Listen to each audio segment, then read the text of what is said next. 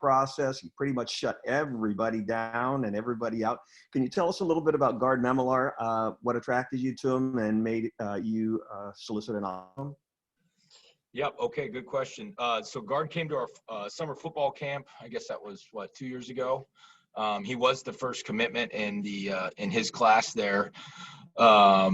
He came out, was really athletic. You could tell he's an Idaho country boy, man. He's super strong, from, baling hay and building fence all the time. And then, like you said, he was, we knew about him for a long time in the recruiting process, from our ties at Boise State and whatnot. But yeah, we got him committed right away. And then, yeah, everybody was certainly on him, but he didn't even kind of waver ever once. He did a great job, great family. And we're super excited to have him here. He's doing a nice job for us. Story behind? I'm sorry, I lost you there. A story behind your beard? Haven't seen that. Yeah, it's called the COVID. Been at home. All right. We'll move on to the next question. It's from Dan Raley. He'll be followed by Lauren Kirschman. Kim, please mute yourself. Dan, go ahead. Hey, Scott. Looking at potential starters for you guys, you could have the heaviest line in the history of the University of Washington. And at one point years ago, teams went away from the bulk.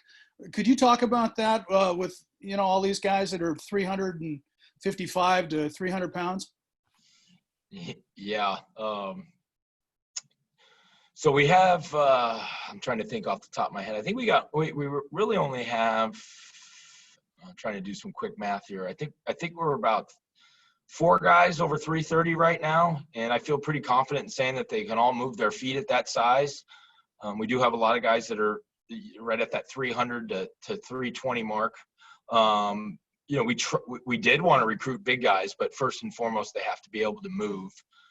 And so far, those bigger guys have done a nice job. Like MJ Ale, I think he's right at 355 right now. He may be listed at 365, but he's 355, and he's been moving pretty good. Nate Kaleppo's another guy that's over. I think he's right around 330. Henry Binavolu's sitting right around 330. I think Vic's right around 330. But all of them are moving pretty good right now, and so I'm pleased with that. But they got to be able to move. They can't just be big, right? We got to be able to move. And so those guys right now have been showing that they can move at that weight. And hopefully we'll be able to not gain too much weight as we go on through the season, but we can stay in shape and be able to move. All right. Thank you, Coach. We'll go to Lauren Kirschman, followed by Chris Fetters. Go ahead, Lauren. Hi, Scott. When we talked to Jackson Kirtland, he mentioned how impressed he was with the new freshmen and said that they were light years ahead of where he was as a freshman. Just what have you seen from that group, and is there anybody who's really impressed you? Great question. I'd compliment the older guys that we have in the room. Your Jackson Kirklands, your Luke Wattenberg, your Henry Binavalus. They've done a really good job helping mold those young guys. We're obviously in really weird times this year with the corona and dealing with Zoom and so all those freshmen have done a really good job up to this point. And we talked about guard earlier, Garen Hatchett, Roger Rosengarten's done a really nice job. We got Samuel Peacock from Gig Harbor. He gets better every day, and you can just see his athleticism. And then obviously Miles Morale. And I like all those guys. And, they're all at different stages. Some of them are physically farther advanced. Others came from really good high school programs, and maybe they're a little bit more advanced mentally because of, the different schools that they came from, the different places. But I like that group. Most importantly, they've shown that they got the right mentality, like, figuring out the football side of things, learning the playbook. They got great leadership from the couple older guys that we do have, and I'm excited about watching those guys grow. Sorry for the delay there. We'll go to Chris Fetters. He'll be followed by Mike Vorel, then Ruth. So go ahead, Chris. Scott, yeah, with Jackson and Luke being your most experienced guys returning, we're just curious about their moves. Jackson to left tackle, Luke to center, and how long have these moves maybe been in the making in your thinking? And obviously with Nick still around last year, Trey Adams and Hilbers and those guys. But what kind of went into the thought process of moving those guys around at this point in time? Well, we're definitely trying them at some different spots. I mean, you build a baseball team up the middle. And so the center position is obviously extremely important in our offense and probably most teams' offenses. And so Luke is kind of a natural fit there. He's still playing guard. He's playing center. I've liked, I just like where Luke's at mentally right now and physically. He did a great job when we were, not able to be here in Seattle when the guys were at home. And then Jackson, he's in great shape right now. And like you said, we've been experimenting him moving around and he's just, both those guys are just super competitive. They want to do what's best for the team. We're trying to find the best spots for them to also go around with the other guys that we have and try to figure out the best 5, 6, 7, our lineup. And so I just say that their experience and trying to put like I said, you build the team, build the line, you center, left tackle. Those are obviously 2 super important spots.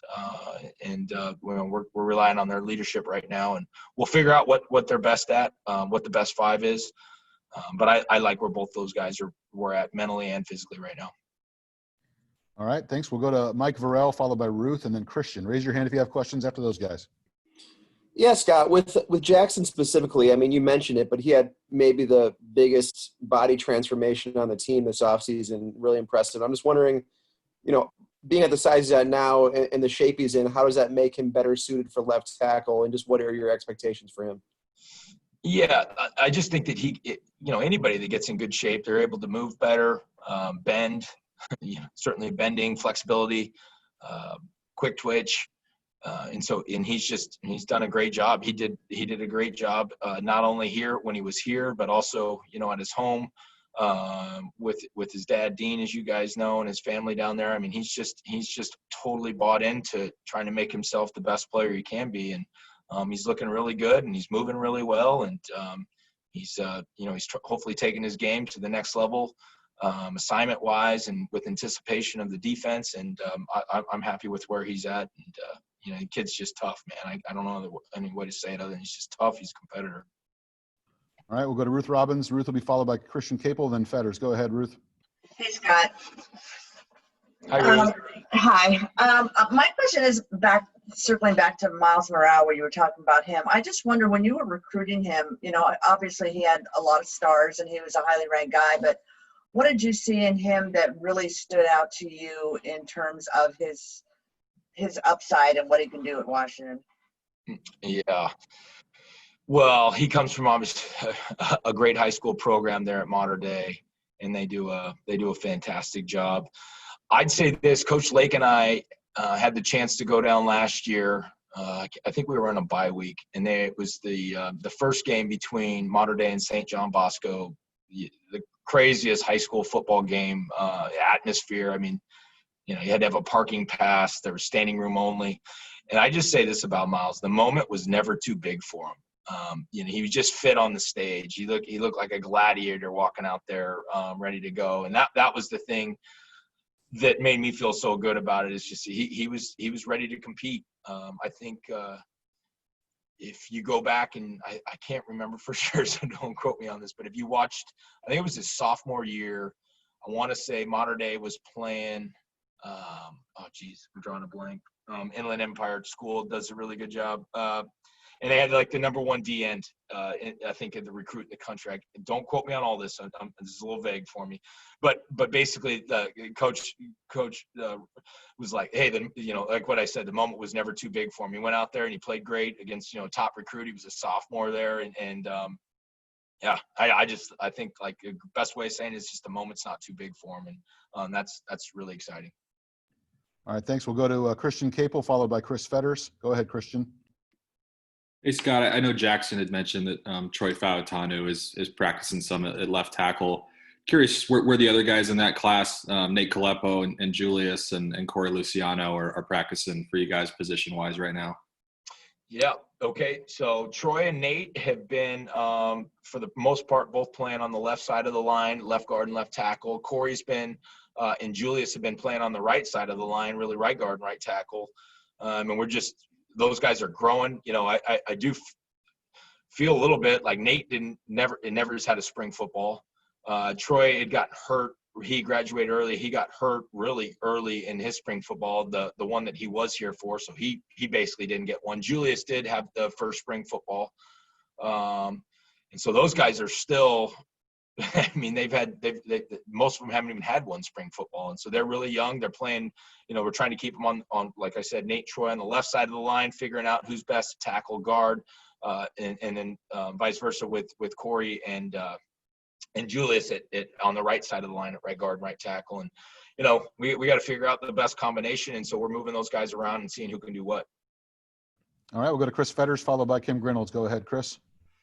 Yeah, Scott, your comment about trying to find the best 5 or 7 guys is intriguing to me. I was curious, without obviously nailing down positions, because it's clear Jackson and Luke are trying out different things at different spots. Who right now do you feel are your top 7 guys that are on the board for you right now? I can't really say top 7, but I can tell you our top 10. Luke, Jackson, Vic Kern, Henry Bonavalu.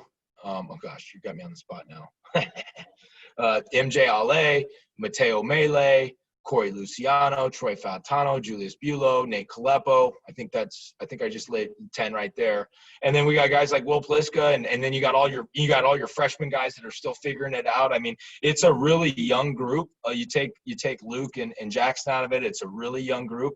And so there's good days and there's bad days. And the encouraging thing is that the young guys, when they make mistakes, they're quick learners, they're picking up from it. And I mean, it's really, I can't ever, I say this all the time, but it really is a work in progress. We are trying to move guys around and figure out who's where and who fits what. And I like where they're young, but I like the progress that we're making. All right, we'll go to Kim Grinolds. He'll be followed by Mike Vorel, then Dan Raley. Go ahead, Kim.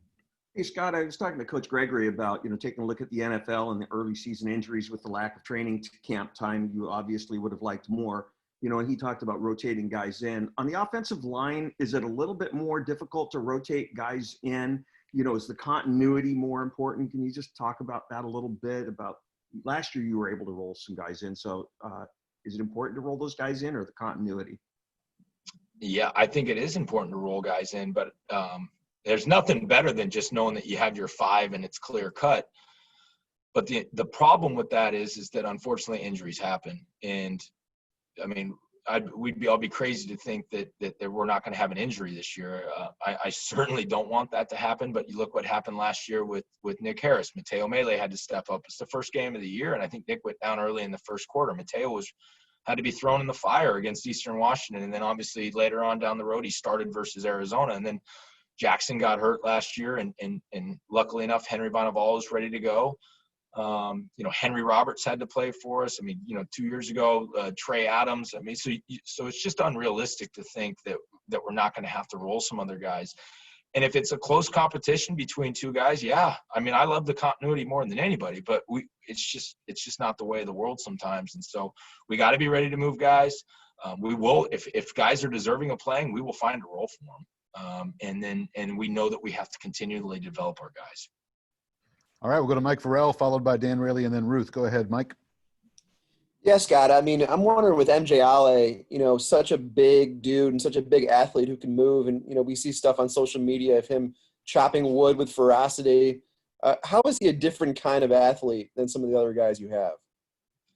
Well, I wish you guys could just kind of watch the guys screwing around on the football field, throwing it around. And MJ's got the rugby background, and he really can move for a big guy. I mean, you think 355 pounds. I mean, he looks like he's got 2 tree trunks for legs, and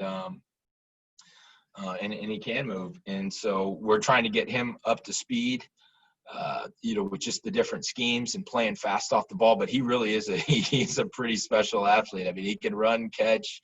He's not your typical 355-pound old lineman. And we're obviously excited about MJ, and just a fantastic kid. You can't say enough about him in a positive way. All right, we will go to Dan Raley, followed by Ruth Robbins. Go ahead, Dan. Yeah, Scott, could you talk a little bit about Corey Luciano, who's gone from tight end back to the offensive line? And, he doesn't carry all the bulk that a lot of those guys do, but what's his attribute and where does he fit in? Yeah, Corey, we're really excited about it. Corey's having a really good camp. You know, he's up to, I think he weighed in yesterday at 300 pounds. So he's he's moving good. He took one for the team last year, and I mean that in a good way, man. We were short on some tight ends last year, and so we felt like he was our best option. He was a total team player, went and did that. And then I was excited to get him back. You know, Corey was a guy that played tackle at his junior college. He's played center for us here. He's playing some tackle and guard on the right side. He's very versatile, and he's a smart guy. He can pick stuff up really quick, and so he adds a ton of value to us. And we'll see where he ends up. But I've been very encouraged by Corey so far. All right. Last question for Coach Huff will be from Ruth Robbins. Go ahead, Ruth.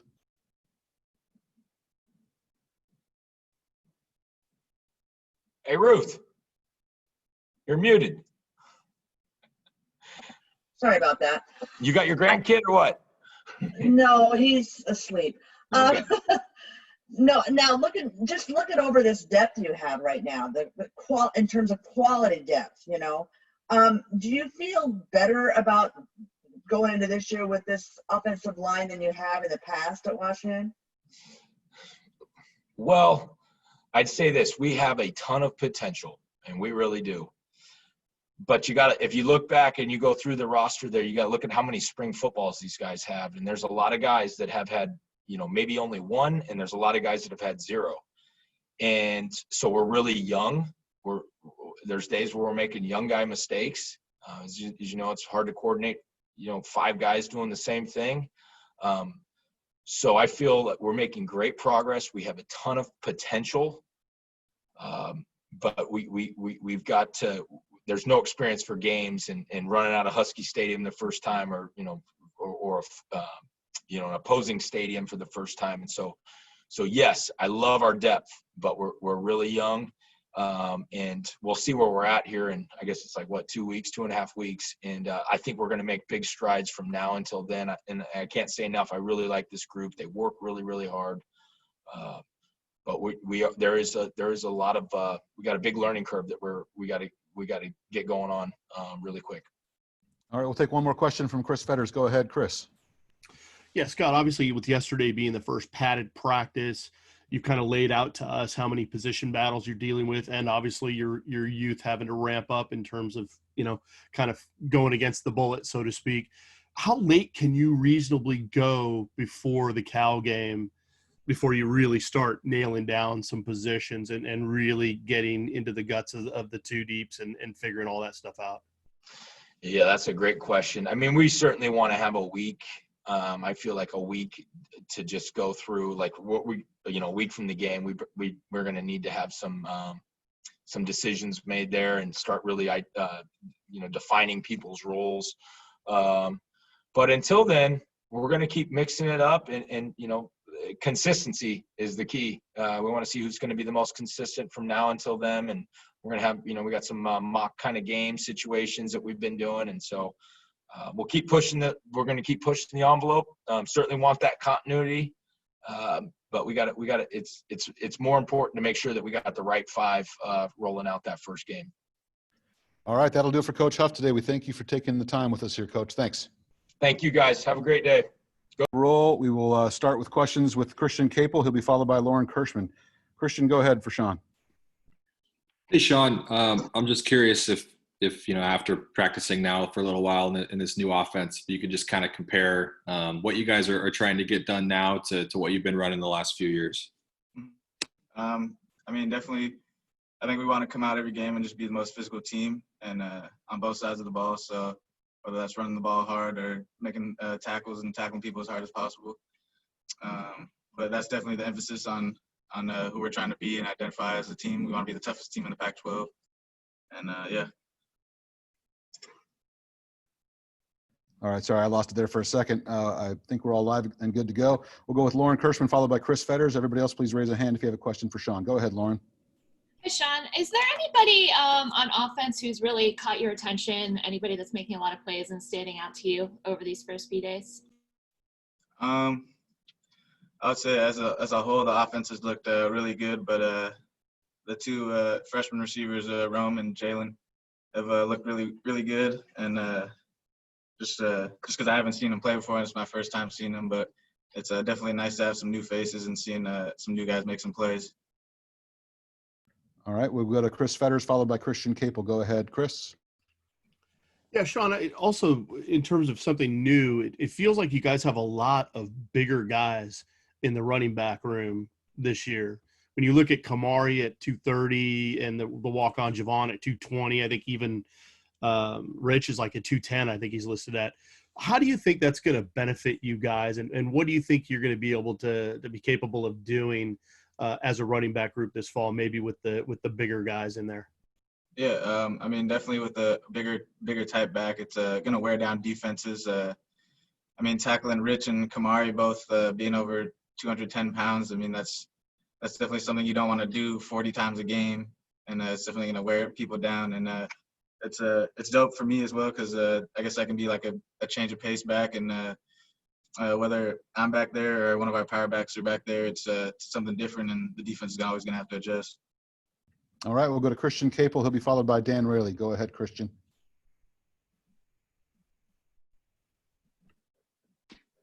Yeah, Sean, I'm curious if the role of the running back is any different in the passing game in this new offense than it has been in the past. Not really. I can't really say much about that, but I mean, obviously we're going to be out on our little like check down routes like we have been in the past, and I guess we definitely want to be a weapon in the pass game, and that's something we're definitely emphasizing, and definitely catching the ball at the backfield because some of us definitely can work on like catching the ball, but we're working on that. All right, we'll go to Dan Raley. Dan will be followed by Tony Castricone. Go ahead, Dan. Yeah, Jeff, first off, I need record permission when you have a chance. Sean, you've played a lot, done a lot, 100-yard games. Just curious, how important is it for you to start? Honestly, I always look at the running back position as a kind of a running back by committee. We need a stable. That's why we call it the stable, because at any given moment, all of us, you can just let one of us loose, and we're going to take over a game. And I know regardless whether I'm starting or not, I'm going to get my touches, and I'm going to do the best I can to help this team win. And that's really all that matters. We'll go to Tony Castricone. He'll be followed by Kim Grinolds. Go ahead, Tony. Sean, hey, a couple things for you. First, with Savon moving on, you're the elder statesman in the group. What's your relationship like with these young guys now that you're in more of a leadership role? And secondly, wondering what the pandemic and all the strangeness of this past half a year has taught you personally.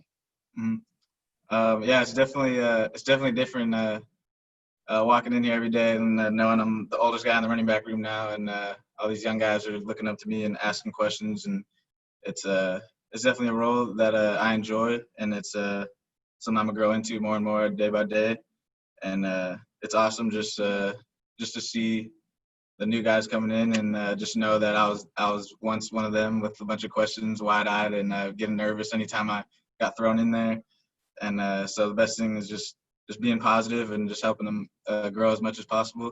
And man, in terms of this year, it's been a crazy year for sure. I guess one of the recent high notes is Brown got his 4th ring. I'm happy about that. But in terms of myself, it's definitely been a great time to just pause and reflect on myself and who I am as a person, and like just things like that, and just growing as a person, because there's a lot of just time to yourself and just being at home and studying, whether it's the playbook or just listening to podcasts and learning more about just life and myself. So it's been an awesome year. All right, we'll go to Kim Grinolds. He'll be followed by Chris Fetters. Go ahead, Kim. Hey, Sean, with new offense, new offensive coordinator, does that mean new opportunities for Sean? And also, when Miles was here and running the Wildcat, they called it the Miles Cat, and you've run it a couple times. Is there a name for it when you run it? Nah, I mean, I didn't even get to run it last year. I think it's that's more of Rich's thing. But I think now that – wait, can you say that question again? You asked me when Miles is gone, now that I can really hear you. Just with the new offensive coordinator and new offense, does that mean more opportunities for Sean? Yeah, definitely. I think definitely with a new coach, you always want to just prove yourself regardless. day in and day out, and it's definitely something new that we're all adjusting to, and it's awesome. But I think with a new coach, it's an all-out battle just for every single position, and there's no set starters. There's nobody he's comfortable with. There's nobody he's like built like relationships with, and they're just gonna put him in the game just based off that. So it's definitely awesome that it's just made everything more competitive, and it's making us better as a team altogether. Thanks, Sean. All right, we'll go to Chris Fetters, followed by Mike Vorel, then Nick. Go ahead, Chris. Sean, I know we've asked some of your teammates in the last week or so about some of the more creative and unique ways that they've tried to, stay on top of their fitness and keep on track of their conditioning and whatnot. I think I saw a video where you were doing some cone drills, maybe like even outside your house and stuff. Mm-hmm. Can you talk a little bit about what you've had to do to try to stay fit in these kind of weird times? And then also maybe some other stories, some teammates that maybe you've heard some things that they've done that have made you laugh a little bit or made you kind of smile? I think during quarantine we kind of had we had to videotape ourselves doing like a little 3-minute finisher or whatnot. It'd be like see how fast you can do like 100 push-ups or like 100 sit-ups, and it'd be like a competition throughout the whole team based off your position group, and they would take like the average time.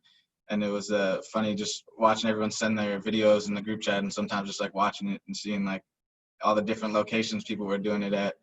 And it was definitely interesting, but it definitely kept us in shape because we're all out here running fast, and none of us are getting tired. It seems like we're all having a great time. But in terms of me, I got lucky that one of my best friends actually just bought a bunch of at-home gym equipment and pretty much had like a full weight room in his garage.